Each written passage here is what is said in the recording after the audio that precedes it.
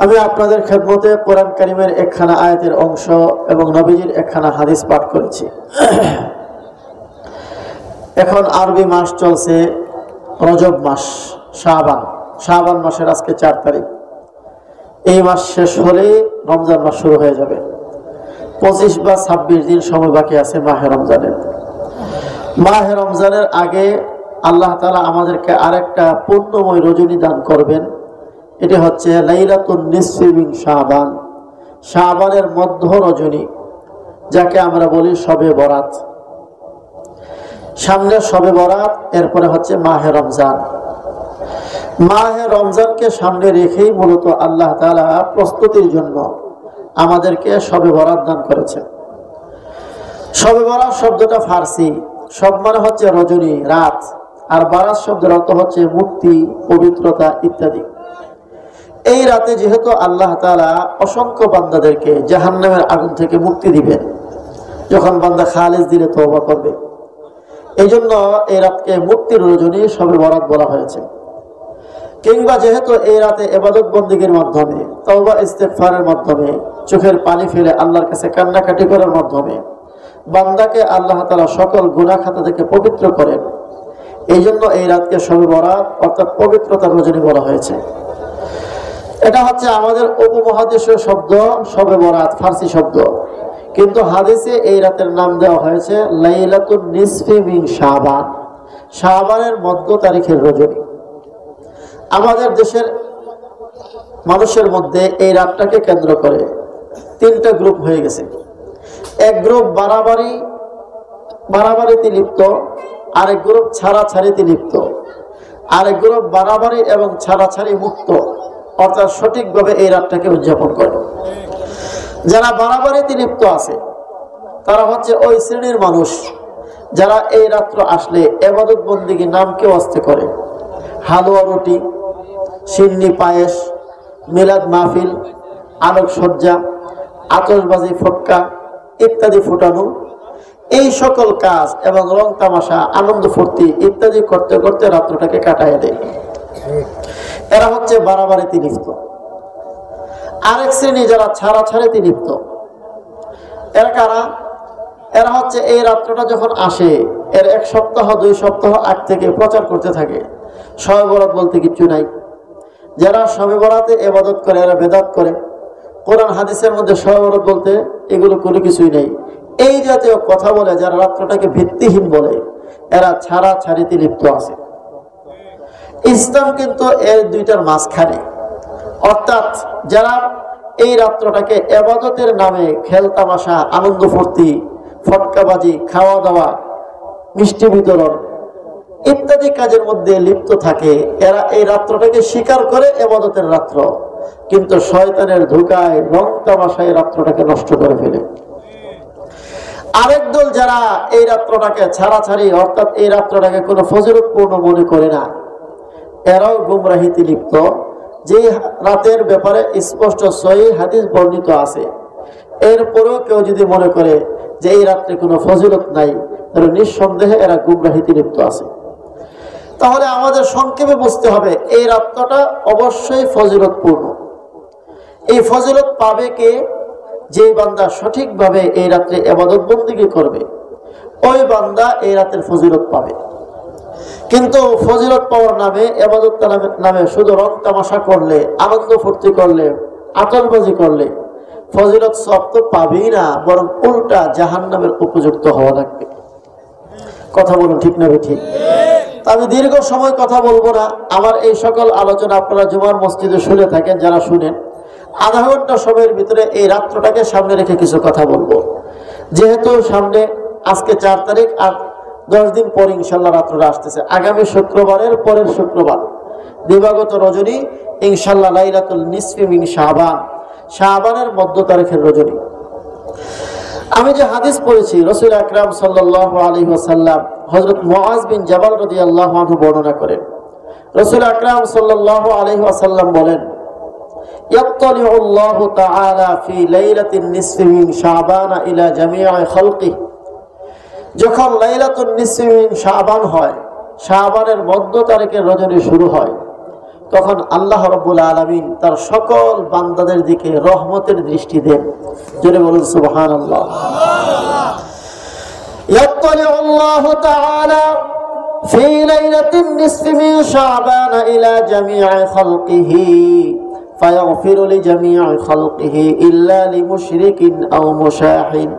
আল্লাহ রাব্বুল আলামিন বিশেষ রহমতের দৃষ্টি দেন, তার সকল বান্দাদেরকে আল্লাহ ক্ষমা করে দেন যে সকল বান্দারা আল্লাহ রাব্বুল আলামিনের কাছে এই দিন বিশেষভাবে কান্নাকাটি ইবাদত বندگির মধ্যে কাটায়। যারা আল্লাহর কাছে কাঁদে, আল্লাহর কাছে চায়, তাদের প্রতি আল্লাহ তাআলা রহমতের দৃষ্টি দিয়ে আল্লাহ তাআলা তাদেরকে ক্ষমা করেন। আমরা সবাই জানি মানুষের সাথে আল্লাহ তাআলার সাথে দুই ধরনের সম্পর্ক আছে। একটা সম্পর্ক হচ্ছে আল্লাহ হচ্ছেন মালিক আর আমরা হচ্ছে গোলাম, তিনি মনিব আমরা দাস, এটা হচ্ছে এক সম্পর্ক। আরেকটা সম্পর্ক হচ্ছে আল্লাহ আমাদের বন্ধু, আমরাও আল্লাহর বন্ধু। আল্লাহ কোরআনের বিভিন্ন আয়াতে এই দুটো সম্পর্কের কথাই উল্লেখ করেছে। তো একটি সম্পর্ক হলো আল্লাহ আমাদের বন্ধু, আমরা আল্লাহর বন্ধু, তার প্রমাণ আল্লাহ কোরআনে বলেছেন, আল্লাহু ওয়ালিয়ুল্লাযীনা আমানু ইউখরিজুহুম মিনাল যুলুমাতি ইলান নূর। আল্লাহু ওয়ালিয়ুল্লাযীনা আমানু, যারা ঈমানদার আল্লাহ হচ্ছেন তাদের বন্ধু। আর বন্ধু কখনো একদিক থেকে হয় না, বন্ধুত্ব হয় দুই দিক থেকে। যেহেতু আল্লাহ তাআলা মুমিনের বন্ধু, মুমিনও আল্লাহর বন্ধু, বন্ধুত্ব দুই দিক থেকে হয়।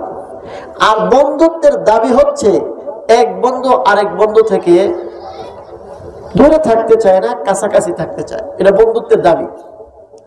আর এ কারণেই আল্লাহ রাব্বুল আলামিন যখন প্রথম মানুষ বাবা আদম এবং মা হাওয়া দুইজনকে তৈরি করেছিলেন, আমরা সবাই জানি বাবা আদম এবং মা হাওয়াকে আল্লাহ তৈরি করে জান্নাতের মধ্যে থাকতে দিয়েছিলেন।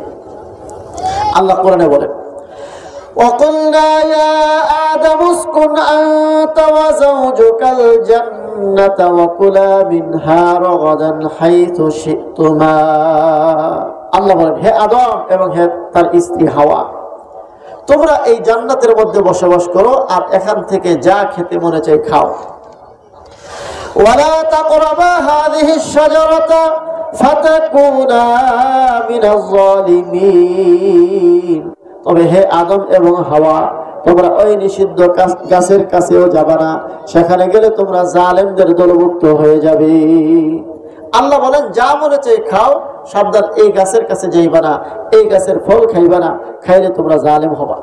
ঘটনা আপনাদের জানা, যেই জান্নাতের মধ্যে আল্লাহ তাআলা আদম এবং হাওয়াকে থাকতে দিয়েছিলেন, এই আয়াতের ব্যাখ্যায় মুফতি শফি রহিমাহুল্লাহ উল্লেখ করেছেন, এই জান্নাতটা ছিল আল্লাহ তাআলার কুদরতি পায়ের নিচে, অর্থাৎ আল্লাহ তাআলা সাধ্যমতো বন্ধুকে বন্ধুর কাছেই রাখলেন। কিন্তু আমাদের বাবা নিষিদ্ধ গাছের ফল খাইলো, মাও খাইলো, জান্নাত থেকে বের হলো, আদম হাওয়া দুইজন আসলেন, আমরাও সাথে দুনিয়াতে আসলাম। এই যে আমরা দুনিয়াতে আসলাম, আল্লাহ তাআলা জান্নাতে রেখে প্রমাণ করে দিলেন যে তোমাদের আসল বাড়ি কিন্তু দুনিয়াতে না, আসল বাড়ি কোথায়?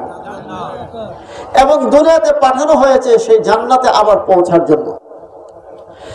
قُلْنَا اهْبِطُوا مِنْهَا جَمِيعًا فَإِمَّا يَأْتِيَنَّكُم مِّنِّي هُدًى فَمَن تَبِعَ هُدَايَ فَلَا خَوْفٌ عَلَيْهِمْ وَلَا هُمْ يَحْزَنُونَ।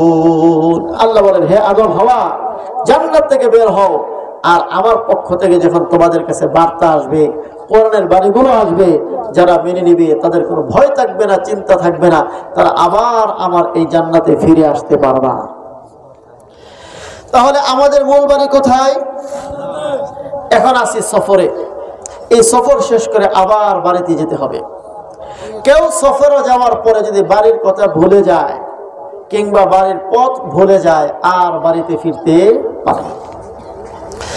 মুসাফির হর কুজা বাশদে ওতন রায়াদ মিদারাদ চবুল বলদর কফস বাশদ চবুল রায়াদ মিদারাদ। কবি বলেন, মুসাফির যেখানেই থাকুক বাড়ির কথা মনে পড়ে, বুলবুলি পাখি খাঁচার ভিতরে থাকলেও তার বন জঙ্গলের কথাই মনে পড়ে।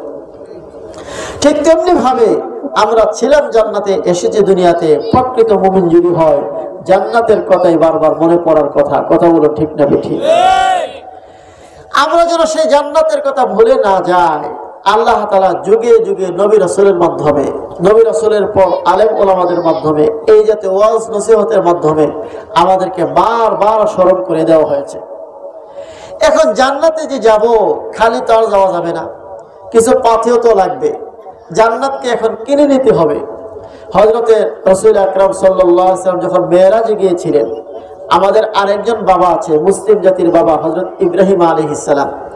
ইব্রাহিম আলাইহিস সালামের সাথে আমাদের নবীজির দেখা হয়েছে।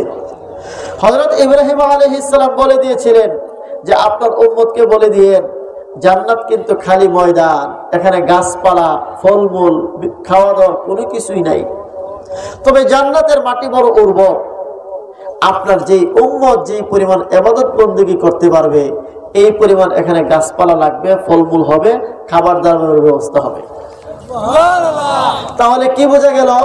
দুনিয়া থেকে কামাই করলে ওখানে পাওয়া যাবে। এখন আমরা তো দুনিয়াতে আসলাম, আমাদের বয়স হবে 30 বছর, 40 বছর, 50 বছর, 60 বছর। আমাদের আগ পর্যন্ত যারা উম্মতরা ছিল, কারো বয়স ছিল 1000 বছর, কারো বয়স তার চেয়ে বেশি ছিল, কমও ছিল। আমাদের হায়াত কম, কিন্তু আল্লাহর ঘোষণা আমরা শ্রেষ্ঠ উম্মত, আমাদেরকে শ্রেষ্ঠ জান্নাত দেওয়া হবে। এখন শ্রেষ্ঠ উম্মত, শ্রেষ্ঠ জান্নাত পাওয়ার জন্য পুঁজি, মাল মশলা তো বেশি লাগবে।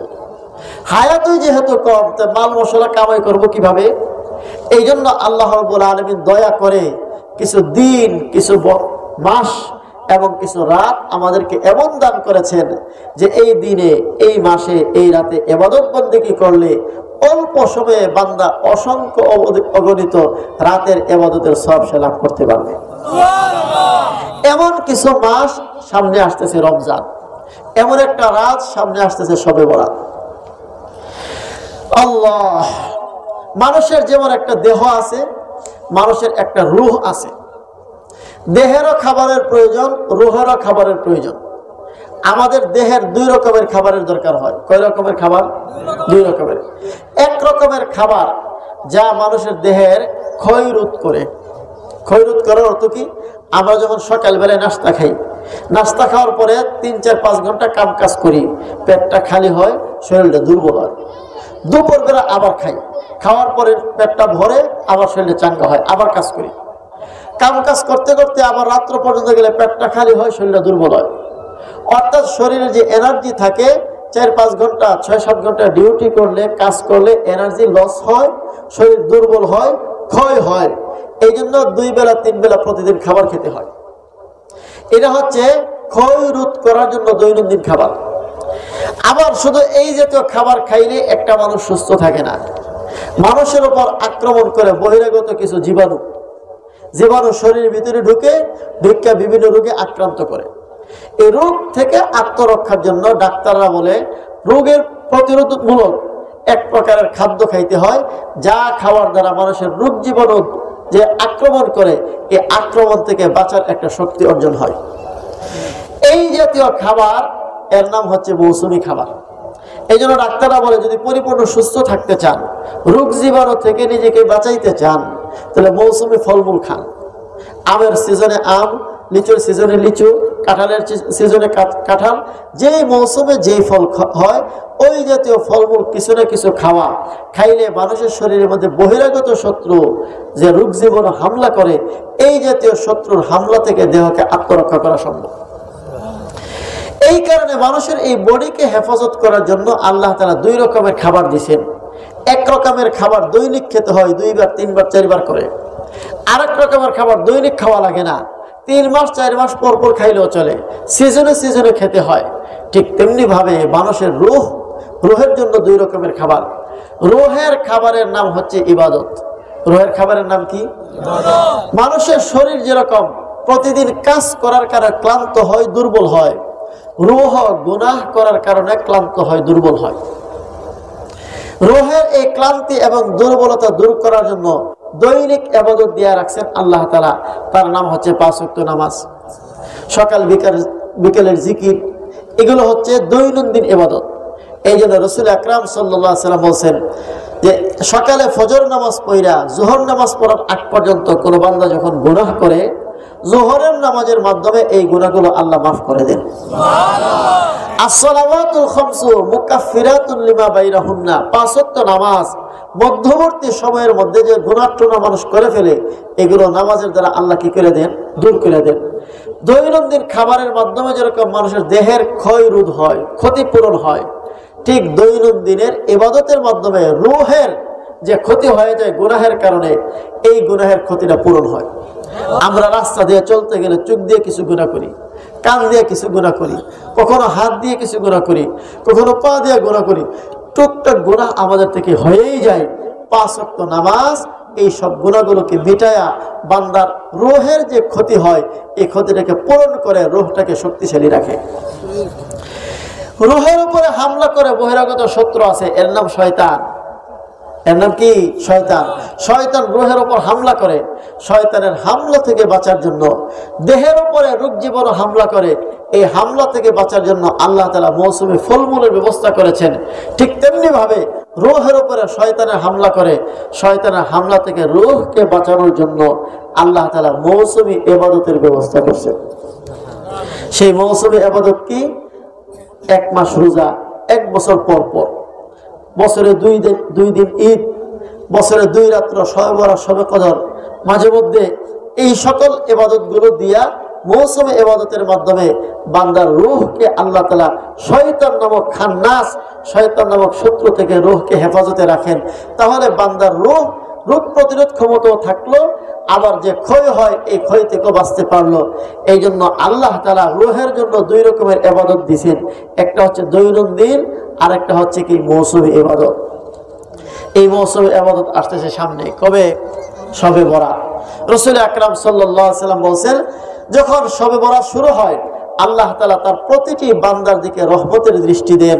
রহমতের দৃষ্টি দিয়ে ফায়াগফিরু লিজামিআ খালকিহি, সকল মানুষকে আল্লাহ ক্ষমা করে দেন।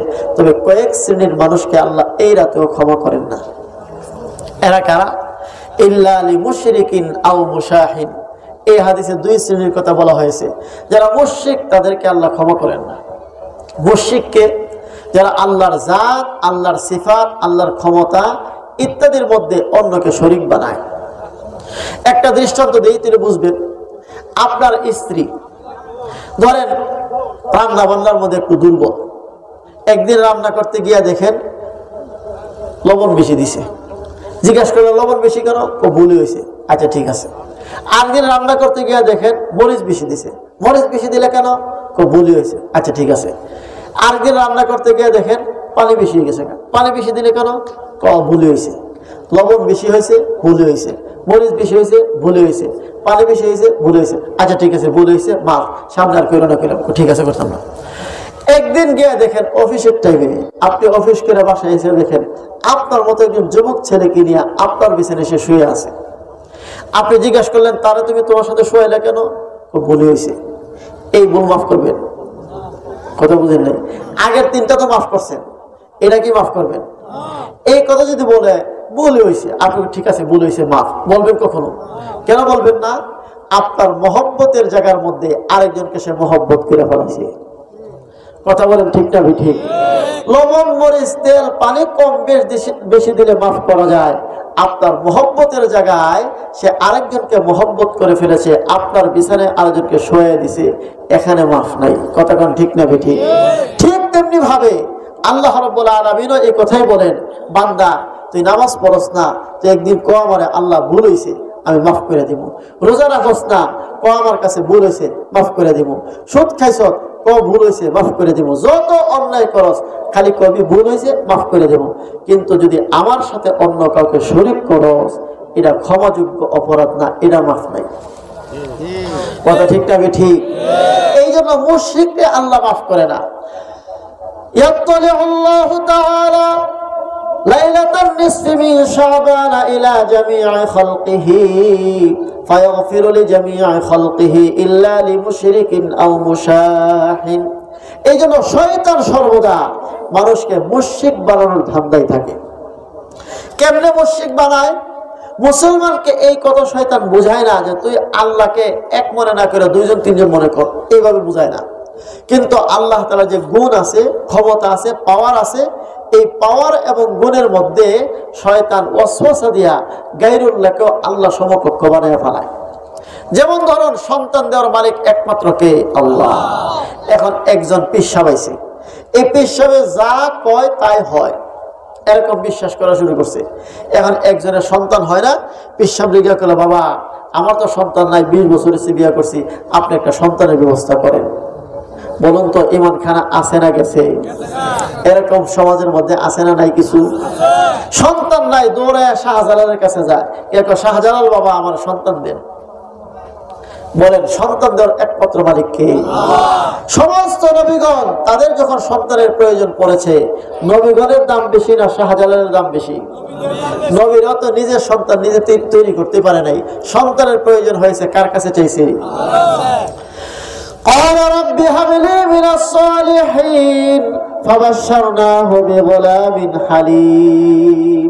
হযরত ইব্রাহিম আলাইহিস সালামের সন্তানের প্রয়োজন, তিনি দোয়া করছেন কার কাছে? যিনি বলেন কার কাছে? আল্লাহর কাছে। হযরত জাকারিয়া আলাইহিস সালামের সন্তানের প্রয়োজন, তিনিও দোয়া করেছেন কার কাছে? আল্লাহর কাছে। হযরত জাকারিয়া আলাইহিস সালাম মরিয়মের জন্য খাবার নিয়ে গেলেন। মসজিদের এক কোণায় একটা ছোট্ট কামরায় হযরত মরিয়ম থাকেন। বয়স তখন 13, 14, 15 বছর হবে। গিয়া দেখেন হযরত মারিয়ামের কামরায় বেমৌসুমি ফল। বেমৌসুমি ফল মানে কাঁঠালের সিজন না কিন্তু কাঁঠাল, আমের সিজন না কিন্তু আম, লিচুর সিজন না কিন্তু লিচু, যেই মৌসুমে যেই ফল নাই ওই ফল হযরত মারিয়ামের কামরায়। হযরত জাকারিয়া আল্লাহর পয়গম্বর, তিনি এই দৃশ্য দেখে অবাক হয়ে বললেন, ইয়া মারিয়াম আন্না লাকি হাযা, ও মারিয়াম এই ফল তুমি কোত্থেকে পেলে? ক্বালাত হিয়া মিন ইনদিল্লাহ। হযরত মারিয়াম বলেন, এই ফল মহান আল্লাহ রাব্বুল আলামিনের পক্ষ থেকে আমাকে দেওয়া হয়েছে।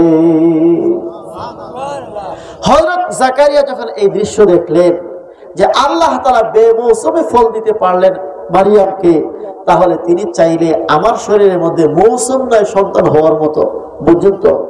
মৌসুম না থাকার মতো বুঝছেন? 120-30 বছর হয়ে গেছে, শরীরে সন্তান হওয়ার মতো শক্তি নাই। হযরত জাকারিয়া আলাইহিস সালাম আল্লাহর কাছে বলেন, আল্লাহ তোমার তো ক্ষমতা আছে, মরিয়মকে বেমৌসুমি ফল তুমি দিলা, তাহলে আমাকেও তুমি চাইলে বেমৌসুমি সন্তান দিতে পারো। হুনালিকা দাআ জাকারিয়া রাব্বাহ قال رب هب لي من لدنك ذرية طيبة إنك سميع الدعاء। সেখানে হযরত জাকারিয়া নামাজের মধ্যে দাঁড়ায় গেলেন আর দোয়া শুরু করলেন, রব্বি হাবলি মিন লাদুনকা যুররিয়াতান তাইয়্যিবা, হে আমার রব আপনার পক্ষ থেকে নেক সন্তান আমাকে দান করুন। কে দোয়া করেন? দোয়া করেন কে? জাকারিয়া আলাইহিস সালাম। সন্তান কার কাছে চান? আল্লাহর কাছে। সুতরাং নবী পয়গম্বরও যদি নিজে নিজে সন্তান দিতে না পারেন, কাউকে সন্তান দেওয়ার ক্ষমতা না রাখেন, তাহলে শাহজালাল রাহমাতুল্লাহ আলাইহি সন্তান দেওয়ার ক্ষমতা রাখেন। এই জাতীয় বিশ্বাস কেউ পোষণ করলে সাথে সাথে মুশরিক হয়ে যায়।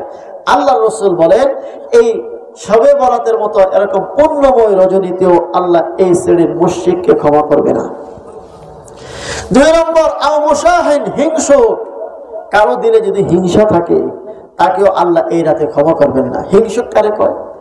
হিংসুক হচ্ছে আমার ঘরের পাশের ঘর, কথার কথা আমার চাচতো ভাই, আমার মামাতো ভাই, আমার আশপাশে, তাদেরকে আল্লাহ তাআলা যে নিয়ামত দেয়া রাখছেন, তাদেরকে কেন দিল, আমারে কেন দিল না, হেডটা শেষ হয়ে যাক, এরকম মনের মধ্যে কল্পনা আসা, এর নাম হলো হিংসা। আরেকটা হচ্ছে আল্লাহ তারে দিছে, আমার কোনো আপত্তি নেই, আলহামদুলিল্লাহ, আল্লাহ যদি আমারও দিত, এর নাম হচ্ছে গিবতা, বাংলায় বলে ঈর্ষা। এটা জায়েজ। দুটো পার্থক্য আছে না নাই? একটা হচ্ছে অমুকরে যে আল্লাহ দিছে, হেরে কিনলে গিয়ে দিল, হেরে না দিত বা যেটা দিছে ধ্বংস হয়ে যেত, এরকম থাকা, এর নাম হলো হিংসা, এটা হারাম। আরেকটা হচ্ছে আল্লাহ তাকে দিছে, আলহামদুলিল্লাহ, এতে আমার কোনো কিনে খারাপ লাগে না। আল্লাহ চাইলে তাকে যেমন দিয়েছে আমারও তো কি করতে পারে, দিতে পারে। তাই আল্লাহ তুমি আমারও দেও, এটা জায়েজ, নেক কাজের ক্ষেত্রে এটা সওয়াব। তো আল্লাহ রাসূল বলেন, এই পুণ্যময় রজনী শবে বরাতের মধ্যে আল্লাহ তাআলা মুশরিককে ক্ষমা করেন না। আর হিংসুক যে একে অপরের সাথে হিংসায় লিপ্ত আছে, আরেকজনের ভালো দেখে, আরেকজনের কল্যাণ দেখে, আরেকজনের নিয়ামত দেখে তার সহ্য হয় না, তার মনের কামনা এগুলো নষ্ট হয় না কেন, ধ্বংস হয় না কেন, এমন হিংসুককে আল্লাহ তাআলা এই রাতে ক্ষমা করেন না। 3 নম্বর আরেক হাদিসের মধ্যে আল্লাহ বলেন আকুল লিল ওয়ালিদাইন, যে সন্তান মা এবং বাবার অবাধ্য হয়। মা বাবার নাফরমান সন্তান আমাদের সমাজে আছে না? কম না বেশি? বেশি। দিন দিন এই সমস্যা বাড়তি আছে। এই জন্য যুবক ভাইয়েরা, যাদের মা বাবা বেঁচে আছে, কদর করো। এক সময় মা বাবা থাকবে না, তখন বুঝবে মা বাবা কত বড় নিয়ামত। মা বাবার অবাধ্য সন্তান মা এবং বাবার কাছ থেকে ক্ষমা নিতে না পারলে এই রাত্রে সারা রাত্র ইবাদত বন্দেগী করুক, যতই কান্নাকাটি করুক, আল্লাহর কাছে এই কুলাঙ্গার সন্তানের কোনো মাফ নাই। কেন নাই? এটার কারণ আল্লাহ কোরআনে বলছেন, ওয়াকাদা রাব্বুকা আল্লা তা'বুদু ইল্লা ইয়্যাহু ওয়া বিল ওয়ালিদাইনি ইহসানা। আল্লাহ রাব্বুল আলামিন বলেন, বান্দারে তোর একমাত্র কাজ হচ্ছে ইবাদতের ক্ষেত্রে আমি আল্লাহর ইবাদত করবি, আর সদ্ব্যবহারের পরে আমি আল্লাহর পর মা বাবার সাথে সদ্ব্যবহার করবি। এর কারণ আমি আল্লাহ হচ্ছে স্রষ্টা, আর তোর মা এবং বাবা হচ্ছে সৃষ্টির মাধ্যম। আমি চাইলে আসমান থেকে ডাইরেক্ট তোরে সৃষ্টি করে পাঠাইতে পারতাম, কথা বলেন, পারতো না? কিন্তু না, আমি এভাবে পাঠাই নাই। তোর মা এবং বাবাকে মাধ্যম বানায় আমি আল্লাহ দুনিয়াতে পাঠাইছি। এবং তোর তাকায় দেখ, তোর মার দিলের ভিতরে, তোর বাবার দিলের ভিতরে তোর জন্য কি পরিমাণ মহব্বত আমি ঢুকাই রাখছি। যে মা সন্তান গর্ভে আসার পর থেকে 10 মাস কি পরিমাণ কষ্ট করে, একজন ভুক্তভোগী মা ছাড়া পৃথিবীর কেউ বুঝতে পারে না। আবার এই মা যখন সন্তান ভূমিষ্ঠ করে, পৃথিবীর সবচেয়ে বড় কষ্ট সন্তান ভূমিষ্ঠ হওয়ার সময়। প্রতি মুহূর্তে মায়ের এই আশঙ্কা, না জানে আমার এই সন্তান জন্ম দেওয়ার সময় আমি দুনিয়া থেকে বিদায় হয়ে যায়। কথা বলেন ঠিক না বেঠিক? অনেক সময় মা ব্যথায় অস্থির হয়ে আপনজন আত্মীয় স্বজনের কাছ থেকে বিদায় নিয়ে আনে, না জানে আমার দুনিয়া থেকে শেষ। এমন সময় সন্তান দুনিয়াতে আসে। এভাবেই তো আমরা সবাই দুনিয়াতে আসছি। একজন মা সন্তান প্রসবের সময়, বাচ্চা পেটে থাকাকালীন সময় যে কষ্টগুলো করে, এই কষ্ট পৃথিবীর কোনো পুরুষ, পৃথিবীর কোনো মাখলুক করার মতো ক্ষমতা রাখে না, একমাত্র মা রাখে। এই কথাটা আল্লাহ কোরআনে বলেন। আল্লাহ রাব্বুল আলামিন বলেন, ওয়াসাইনাল ইনসানা বিওয়ালিদাইহি হুসনা ওয়া হামলুহু ওয়া ফিসালুহু 30 শাহরা। আল্লাহ রাব্বুল আলামিন বলেন, সন্তানকে মা 3টা কষ্ট করে। একটা কষ্ট হচ্ছে সন্তানকে পেটে ধারণ করা, 2 নম্বর কষ্ট হচ্ছে সন্তানকে ভূমিষ্ঠ করা, 3 নম্বর কষ্ট হচ্ছে অন্তত 2টা বছর তিলে তিলে বুকের দুধ পান করিয়ে সন্তানকে লালন পালন করা। এই জন্য আল্লাহ রাসূল সাল্লাল্লাহু আলাইহি সাল্লামকে এক সাহাবী প্রশ্ন করছেন, ওগো আল্লাহর রাসূল, মান আহাক্কু বিহুসনি সাহাবাতি, ওগো আল্লাহর রাসূল, আমার সদ্ব্যবহার পাওয়ার হক বেশি কে রাখে? নবীজি বললেন, উম্মুকা, তোমার মা। সুম্মা মান, ওগো নবীজি, তারপরে কে? নবীজি বললেন, উম্মুকা, তোমার মা। আবার বললেন নবীজি, এরপরে কে? নবীজি বললেন, তোমার মা। চতুর্থবারের মাথায় বললেন, তোমার বাবা। তাহলে মা এবং বাবা এমন সম্পদ, এই সম্পদ অর্থ পয়সা টাকা করে দিয়ে কখনো অর্জন করা সম্ভব নয়। প্রত্যেক মা প্রত্যেক বাবার ভিতরে দিনের মধ্যে আল্লাহ তাআলা সন্তান প্রতি যে প্রেম ভালোবাসা দিয়ে রাখছেন, এজন্য সকল মা সকল বাবাই তার নিজের সন্তানকে নিজের জীবনের চাইতে সবকিছুর চাইতে বেশি ভালোবাসে। এই জন্য আল্লাহ রাসূল বলেছেন, কোন সন্তান যদি এমন মা এমন বাবার অবাধ্য হয়, তাহলে এই পুণ্যময় রজনীতেও আল্লাহ তারে ক্ষমা করবে না। ক্ষমার একটাই স্বরূপ, মা বাবার পায়ে ধরো, মাপ চাও, খুশি করো। তারা যদি খুশি হয়ে তোমাকে ক্ষমা করে দেয়, তাহলে আল্লাহ তাআলাও তোমাকে ক্ষমা করে দিবে। কই শ্রেণী হইল? কই শ্রেণী? 3 শ্রেণী। 1 নম্বর মুশরিক, 2 নম্বর হিংসুক, 3 নম্বর মা বাবার অবাধ্য, 4 নম্বর মুদমিনুল খমর, যারা নিয়মিত নেশাদার দ্রব্য পান করে, এদেরকেও আল্লাহ ক্ষমা করেন না। আমাদের সমাজে নেশা করেন না লোক আছে না নাই? মানুষের জীবনে সবচেয়ে বড় দামি জিনিসের নাম হলো ব্রেন, বিবেক। এই ব্রেন না থাকলে আপনি যত বড় শিক্ষিতই হন, আপনার শিক্ষার 2 পয়সার কোনো মূল্য থাকবে না। যখন কারো ব্রেন না থাকে, ব্রেন নষ্ট হয়ে গেছে, তখন দেখবেন একদম উচ্চ শিক্ষিত গ্রাজুয়েশন করা এমপি মন্ত্রীও যদি হয়, দেখবেন তার কাপড় চোপড় খুললে লেগ করে রাস্তাতে দৌড়াইব। কথা ঠিক না? ঠিক। সমস্যা কি? তার শিক্ষা নাই, শিক্ষা ঠিকই আছে, কিন্তু মাথা শেষ। এই মাথার ব্রেন, এই মাথার বিবেক আল্লাহর সবচেয়ে বড় নিয়ামত। এর মাধ্যমে মানুষ ভালো মন্দ বুঝতে পারে। এই জিনিসটাকে নষ্ট করে নেশায়, যেন আল্লাহ বুঝাই দিলেন, ও নেব খারাপ, আমি এত বড় সম্পদ তোমাকে দিলাম, বিবেক, বুদ্ধি, আকল, আর তুমি স্বজ্ঞানে জেনে শুনে নেশাদ্রব্য পান করে তুমি বিবেকটাকে নষ্ট করলা। তোমার মতো নিমক হারাম আমি আল্লাহর কাছে এই রাতে মাপ চাইলে কামতো না। তবে হ্যাঁ, যদি খালেজ দিলে তওবা করো, সামনে আর কোনোদিন এগুলো খাইবা না, এখন থেকে খালেজ দিলে তুমি তওবা করছো, তৈরি মাফের সুরত আছে। এক শ্রেণী আছে, এরা নেশাদ্রব্য জিনিস পান করে না, সরবরাহ করে। সরবরাহ বুঝেন তো? আপনাদের এই এলাকায় এরকম লোক আছে না নাই? নেশাদারদের যত জিনিস আছে, যেই দল যখনই ক্ষমতায় আসে তাদের ছত্র ছায়ায় এই সকল অসভ্য বলগুলো কাজ করে। আপনাদের মেহেরপাড়াতে নাই না আছে? আমি না জানলেও আপনারা ভালো জানার কথা, কারণ এগুলোর সাথে আপনাদের অনেকের সাথে সম্পর্ক আছে। আল্লাহ তাআলা এই জাতীয় খারাপ মানুষ থেকে সমাজকে হেফাজতে রাখুন, বলুন আমিন। যারা খায় এরা তো শুধু নিজের পাপ নিজের কান্দে লয়, এদেরকে যদি আল্লাহ মাফ না করে, যারা নিজেরা খাক অথবা না খাক, অসংখ্য মানুষকে এগুলো গ্রহণ করার সুযোগ করে দেয়, বিক্রয়ের মাধ্যমে হোক, যে কোনো মাধ্যমে হোক, এদের অবস্থা কত ভয়াবহ হবে। আল্লাহ আমাদের সকলকে বুঝদান করে, বলি আমিন। 4 শ্রেণী গেল মুদবিরের খবর, যারা নেশাদার বস্তু পান করে এদেরকে আল্লাহ ক্ষমা করেন না। 5 নম্বর মুসবিরুল ইজার, টাকনুর নিচে লুঙ্গি, পায়জামা, পাঞ্জাবি যাই কিছু আছে যেগুলো পুরুষের জন্য, মহিলাদের জন্য না, টাকনুর নিচে যারা এগুলো পরে, আল্লাহ এদেরকে ক্ষমা করেন না। প্রশ্ন হতে পারে, হুজুর এটা করলে কি অসুবিধা? আমারও এই প্রশ্ন, করলে কি অসুবিধা? তবে আল্লাহ রাসূল বলেছেন, যেহেতু আমাদের বুঝে আসুক বা না আসুক, অবশ্যই আমাদেরকে মেনে নিতে হবে। কথা কোন ঠিক না? ঠিক। আমাদের সমাজের এক শ্রেণীর মানুষ আছে, আবার এরা নামাজের সময় হলে ট্রেনটা উপরে উড়ায়, নামাজ শেষ হলে মসজিদ থেকে বের হওয়ার সময় আবার ঠিক হয়ে নিচে নামায়া শার্ট প্যান্ট আবার ঠিক মতো আছে না নাই? এই হুকুম কি নামাজের জন্য না নামাজের বাইরেও? শুধু মসজিদের ভিতরে না মসজিদের বাইরেও? সর্বত্র এই হুকুম। যারা আমরা প্যান্ট পরি, প্যান্ট পরা কিন্তু হারাম না, কিন্তু টাকনুর নিচে প্যান্ট পরা হারাম। এমনকি আমার মতো জুব্বা কেউ পড়ছে, লুঙ্গি পড়ছে, এই জুব্ব যদি টাকনুর নিচে পর্যন্ত পরে, জুব্ব পরো কিব? এটা কি প্যান্টের সমস্যা, জুব্বার সমস্যা, না কাপড়ের সমস্যা? যে পোশাকে আপনি পরুন না কেন, টাকনুর নিচে পড়লে হারাম হবে।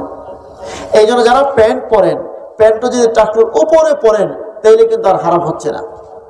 তবে প্যান্টটা উত্তম পোশাক না, সেটা ভিন্ন জিনিস। কিন্তু প্যান্ট পরা হারাম নয়, অনুত্তম পোশাক, সুন্নতের খেলাফ পোশাক। কিন্তু টাকনুর নিচে যাই পরা হোক হারাম হবে। এই জন্য রাসূল আকরাম সাল্লাল্লাহু আলাইহি ওয়াসাল্লাম বলেন, মান জাররা সাওবাহু খয়ালা, যারা টাকনুর নিচে লুঙ্গি, পাজামা, প্যান্ট ইত্যাদি ঝুলাইয়া পরে, আল্লাহ রাসূল সাল্লাল্লাহু আলাইহি ওয়াসাল্লাম বলেন তার ঠিকানা হবে জাহান্নাম। হযরত আবু বকর সিদ্দিক রাদিয়াল্লাহু আনহু বলেন, ইয়া রাসূলুল্লাহ, আমিও তো অনেক সময় পড়তে গিয়া আমার টাকনুর নিচে জায়গা, পাঞ্জাবি টাঞ্জাবি ইত্যাদি। নবীজি কয়, আনতা লাস্তা মিনহুম, তুমি তাদের অন্তর্ভুক্ত না। তো কেন? একটা হচ্ছে ইচ্ছাকৃত পড়া, আর একটা হচ্ছে অনিচ্ছাকৃত হয়ে যাওয়া। দুটো কি এক হইল? অনেক সময় তাড়াহুড়ায় বা অনিচ্ছাকৃত পাঞ্জাবিটা কিংবা লুঙ্গিটা, বিশেষ করে লুঙ্গি অনেক সময় হয়ে যেতে পারে, আমার খেয়ালে নাই, অনিচ্ছাকৃত একটু ঝিল্লা গেছে, এইভাবে আধা ঘন্টা 40 মিনিট ছিল, কিন্তু যখন খেয়াল আসছে আমি ট্রেনে উপরে উঠাইলাম, এই ব্যক্তি এর অন্তর্ভুক্ত নয়। আর ইচ্ছাকৃত ভাবে কেউ টাকনুর নিচে ঝুলাইয়া পড়লো, সে হচ্ছে এই হাদিসের অন্তর্ভুক্ত। কেন? রাসূল আকরাম সাল্লাল্লাহু আলাইহি ওয়াসাল্লাম হাদিস থেকে যা বোঝা যায়, এইভাবে পোশাক পরলে 2টা সমস্যা। 1 নম্বর সমস্যা হলো, এই জাতীয় মানুষের অন্তরের মধ্যে অহংকার তৈরি হয়। এই জাতীয় সমস্যা কি? সমস্যা অহংকার কি হয়? তৈরি হয়। অধিকাংশই দেখবেন যারা টাকনুর নিচে প্যান্ট পরে, অধিকাংশই তাদের দিলের ভিতরে অহংকার বেশি থাকে। এই অহংকার নামক রোগের কারণে আল্লাহ তাআলা তাকে এই রাতে মাফ করবেন না। 2 নম্বর সমস্যা কি, যারা টাকটুর নিচে পড়ে দেখবেন রাস্তা দিয়ে হাঁটার সময় তার এই প্যান্ট বা পাঞ্জাবি বা যেটাই হোক এটা ময়লা হবে না? ময়লা হলে নাপাক লাগারও কি আছে, সম্ভাবনা আছে। পরবর্তীকালে নামাজের সময় হলে এই কাপড় নিয়ে নামাজ পড়তে ইতস্তত বোধ হবে। যদি নাপাক লেগে থাকে হয়তো সে নামাজ পড়বে না, কিংবা নামাজ পড়লেও নামাজের মধ্যে ওয়াসওয়াসা থেকে যাবে, কিংবা নামাজটা হবে না কারণ নাপাক লেগে গেছে। এই সকল কারণে এইভাবে কাপড় পরতে নিষেধ করা হয়েছে। যাই হোক, আল্লাহ তাআলা আমাদের সকলকে এই জাতীয় রোগ থেকে হেফাজতে রাখুন, সকলে বলি আমিন। এই রাতের 2টা আমল রাসূল আকরাম সাল্লাল্লাহু আলাইহি সাল্লাম হুজুর কি নেক্সট বলেন, রাসূল আকরাম সাল্লাল্লাহু আলাইহি সাল্লাম বলেন, ইবনে মাজাহ শরীফের হাদিস, হযরত আলী রাদিয়াল্লাহু আনহু থেকে বর্ণনা, আন আলী রাদিয়াল্লাহু তাআলা আনহু, ইযা কানাত লাইলাতুন নিসফি মিন শাবান ফাকুমু লাইলাহা ওয়া সুমু ইয়াওমাহা। আল্লাহর রাসূল বলেন, যখন মধ্য রজনী হবে শাবানের, রাতের বেলায় একটা আমল করো, দিনের বেলায় আরেকটা আমল করো। ফাকুমু লাইলাহা, রাতের বেলায় দাঁড়াও। এই দাঁড়ানোর অর্থ হলো জাগ্রত থেকে সাধ্যমতো ইবাদত বন্দেগী করো। এবার নামাজের মাধ্যমে হোক, কোরআন তেলাওয়াতের মাধ্যমে হোক, দোয়া দরুদের মাধ্যমে হোক, কিংবা জিকির আজকারের মাধ্যমে হোক, যেভাবেই হোক, তবে এই রাত্রটাকে জাগ্রত থেকে ইবাদত বন্দেগী করে কাটাও। 1 নম্বর। 2 নম্বর, সুমু ইয়াওমাহা, পরের দিন রোজা রাখো।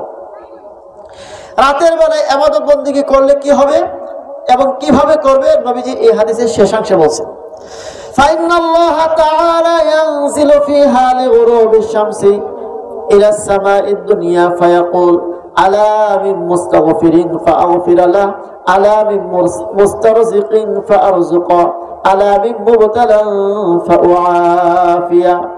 আল্লাহ রাসূল সাল্লাল্লাহু আলাইহি ওয়াসাল্লাম বলেন, শবে বরাত লাইলাতুন নিসফি মিন শাবান, মধ্য রজনীতে যখন চাঁদ সূর্য পশ্চিম দিকে অস্ত যায়, অর্থাৎ রাত্র যখন শুরু হয়, আল্লাহ রাব্বুল আলামিন প্রথম আসমানে চলে আসেন আর বান্দাকে এক একটা প্রয়োজন ধরে ধরে বান্দাকে ডাকতে থাকি।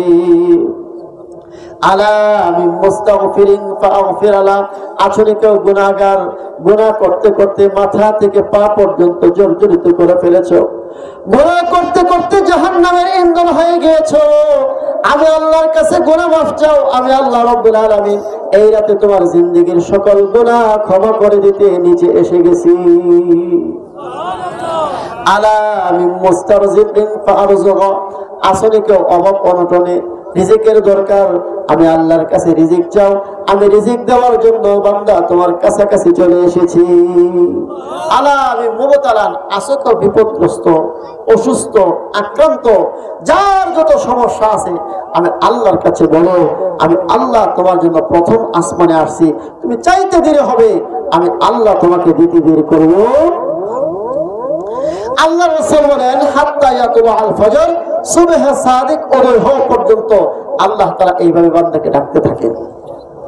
আমি বলেছিলাম, বান্দার সাথে আল্লাহর একটা বিশেষ সম্পর্ক, এই সম্পর্কের নাম হচ্ছে বন্ধুত্ব।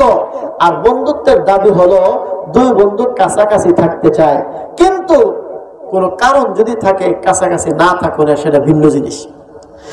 আল্লাহ তাআলা বান্দাকে তৈরি করে জান্নাতের মধ্যে থাকতে দিয়েছিলেন, এরপরে দুনিয়াতে চলে আসলাম। দুনিয়াতে আসার পর আল্লাহর সাথে আর বান্দার সাথে এখন দেখা সাক্ষাৎ হয় না, এখন বাহ্যিকভাবে আর কাছাকাছি রই নাই। কেন রই নাই?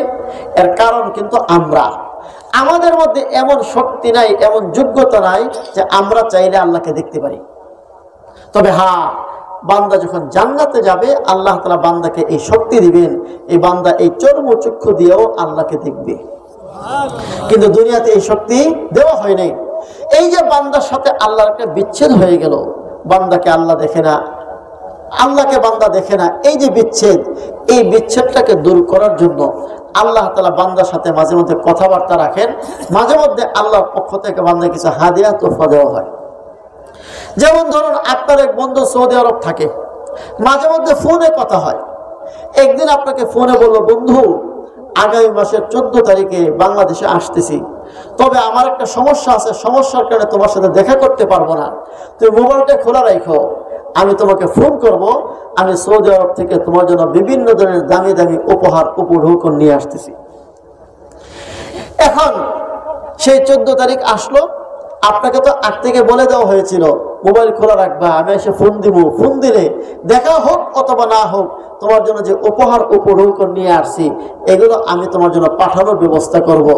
এখন কোনো বন্ধু যদি 14 তারিখ আসার পরে মোবাইল বন্ধ করিয়া সারা রাতের মতন নাক ডেকে ঘুম দিছে, বন্ধু ঠিকই বাংলাদেশে আসছে, ফোন দিছে, ফোন বন্ধ পাইছে, কয়েক ঘন্টা চলে যাওয়ার পর যখন বন্ধু টাইম শেষ হয়ে গেছে, বন্ধু তো চলে গেছে, এখন ঘুম থেকে ওইটা মোবাইল খুলছে, খোলার পরে দেখে কতগুলো মিস কল, এখন আফসোস করে আহা কোনো লাভ হবে না, কোনো লাভ হবে।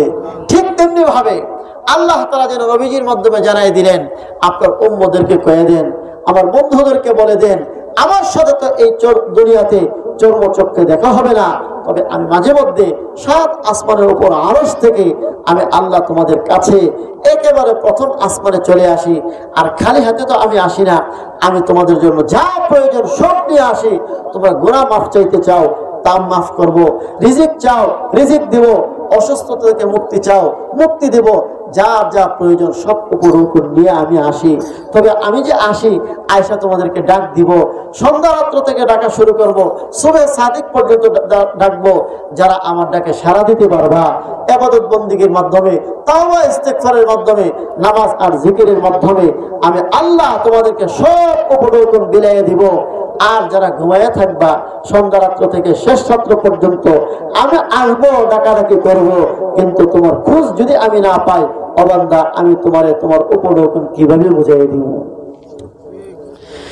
এই জন্য এই যে সামনে রাত আসতেছে, আমাদের জন্য কর্তব্য হচ্ছে এই রাতটা ফজিলতপূর্ণ বিশ্বাস করতে হবে। আরেক শ্রেণীর লোক যারা বাড়াবাড়িতে লিপ্ত আছে, হালুয়া রুটি খায় আর সারা রাত গান বাজনা করে, মসজিদকে সাজায়, রং তামাশা করে, আতশবাজি করে, এগুলোর সাথে আমাদের কোনো সম্পর্ক নাই। ইনশাআল্লাহ আল্লাহ তাআলা আমাদেরকে সকলকে আমল করার তৌফিক দান করুন, বলি আমিন। আর একটা এলান দিব 1 মিনিটে। আমাদের জামিয়া মাহমুদিয়া কারিমে একটা মাদ্রাসা আছে, বাস স্ট্যান্ড, আপনারা সবাই চিনেন মাদ্রাসাটা। আগামীকাল বুধবার, এর পরের বুধবারে এখানে মাহফিল ইনশাআল্লাহ আপনাদের সকলকে দাওয়াত করা হলো। আগামীকাল বুধবার, এর পরের বুধবার অর্থাৎ 12 ফেব্রুয়ারি সেখানে মাহফিল। দিনের বেলায় সকাল 9টা থেকে 12টা পর্যন্ত মা বোনদের জন্য আলাদা আলোচনা হবে ইনশাআল্লাহ। দিনের বেলায় সকাল 9টা থেকে 12টা পর্যন্ত মা বোনদের জন্য আলাদা আয়োজন, বিশেষ করে মা বোনদের সংক্রান্ত আলোচনা হবে দিনের বেলায়। আর রাতের বেলায় পুরুষদের জন্য, যেন রাতের বেলায় মহিলাদের যাওয়ার দরকার না হয়। আর মহিলাদের আলোচনাগুলো আলাদা, তারা শুনলে ঘরে তো আসলে শোনা হয় না, গিয়ে দেখেন ঘরগুলোর মধ্যে বাজারে গেছে, খাওয়া দাওয়া চিল্লা চিল্লি হাঙ্গামা দাঙ্গা হাঙ্গামা এগুলো চলতেছে। এই জন্য মা বোনদেরও আলোচনা শোনার দরকার। এই জন্য আমরা দিনের বেলায় আয়োজন করেছি ইনশাল্লাহ। মাইকের আওয়াজ যতদূর পর্যন্ত মা বোনদের কানে যাচ্ছে, আপনারা কথাটা মনে রাখবেন, আগামী বুধবারের পরের বুধবার সকাল 9টা থেকে 12টা পর্যন্ত মাদ্রাসার যে প্যান্ডেল হবে, এই প্যান্ডেলের ভিতরে আপনাদের জন্য আয়োজন হবে। সমস্ত জরুরত থেকে ফারাক হয়ে 3 ঘন্টার জন্য ইনশাল্লাহ সব মা বোনরা সেখানে যাবেন এবং যতটুকু পর্যন্ত সম্ভব আপনার দাওয়াতটা পৌঁছাবেন। আল্লাহ তাআলা আমাদের এই আয়োজনকে কবুল আর মঞ্জুর করুন, সকলেই বলি আমিন। ওয়া আখিরু দাওয়ানা আলহামদুলিল্লাহি রাব্বিল আলামিন।